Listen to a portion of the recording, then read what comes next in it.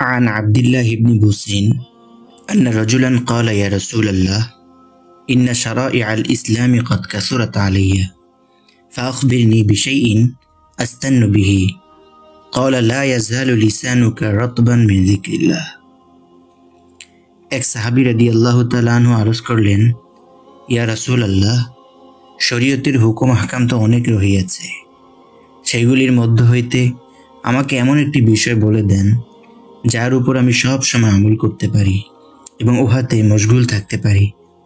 হুজুর সাল্লাল্লাহু আলাইহি ওয়াসাল্লাম ইরশাদ করলেন, আল্লাহর জিকির দ্বারা তুমি তোমার জিহ্বাকে সর্বদা ভিজিয়ে রাখো। আরেক হাদিসে আছে, হযরত মুআজ রাদিয়াল্লাহু তাআলা আনহু বলেন, বিদায়ের সময় হুজুর সাল্লাল্লাহু আলাইহি ওয়াসাল্লামের সাথে আমার সর্বশেষ কথা এই হয়েছিল যে আমি জিজ্ঞাসা করেছিলাম, ইয়া রাসূলুল্লাহ, সমস্ত আমলের মধ্যে আল্লাহ তাআলার নিকট সবচেয়ে প্রিয় আমল কোনটি? হুজুর সাল্লাল্লাহু আলাইহি ওয়াসাল্লাম ইরশাদ করলেন, এমন অবস্থায় যেন তোমার মৃত্যু হয় যে আল্লাহর জিকিরে তোমার জিহ্বা তরতাজা থাকে। বন্ধুরা, বিদায়ের সময় যে এখানে বলা হলো একটি কথা, বিদায়ের সময়, এর দ্বারা উদ্দেশ্য হলো হুজুর সাল্লাল্লাহু আলাইহি ওয়াসাল্লাম হযরত মুআজ রাদিয়াল্লাহু তাআলা আনহুকে ইয়ামানবাসীদের তাবলীগ ও তালিমের উদ্দেশ্যে ইয়ামানের আমির বানায়া পাঠিয়েছিলেন।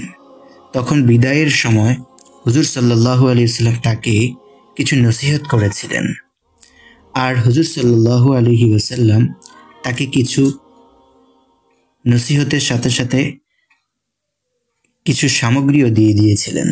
হযরত মুআজ রাদিয়াল্লাহু তাআলা আনহু কিছু বিষয় জিজ্ঞেস করেছিলেন।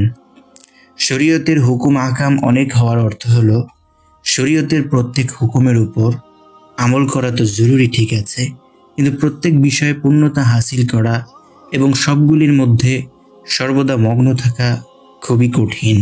কাজে এমন একটি গুরুত্বপূর্ণ বিষয় আমাকে বলে দিন যাকে মজবুতভাবে আঁকড়িয়ে ধরে রাখতে পারবো এবং চলাফেরা উঠা বসার সর্বাবস্থায় আমি উহার উপর আমল করতে পারি। প্রিয় বন্ধুরা, আরেকটি হাদিসে ইরশাদ হয়েছে, 4টি জিনিস এমন আছে যে ব্যক্তি এইগুলিকে হাসিল করতে পারবে সে দিন ও দুনিয়ার যাবতীয় ভালাই ও কল্যাণ হাসিল করতে পারবে। 1. এমন জিহ্বা যা সর্বদা আল্লাহর জিকিরে মশগুল থাকে। 2. এমন দিল যা সর্বদা আল্লাহর শুকরে মশগুল থাকে। 3. এমন শরীর যা কষ্ট সহ্য করতে পারে। 4. এমন স্ত্রী যে নিজের ইজ্জতের হেফাজত করে এবং স্বামীর সম্পদের খেয়ানত করে না।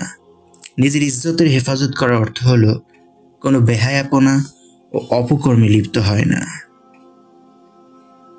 জিহ্বাকে জিকির দ্বারা তরতাজা রাখার অর্থ অধিকাংশ উলামায়ে কেরাম বেশি বেশি জিকির করা বলিয়েছেন।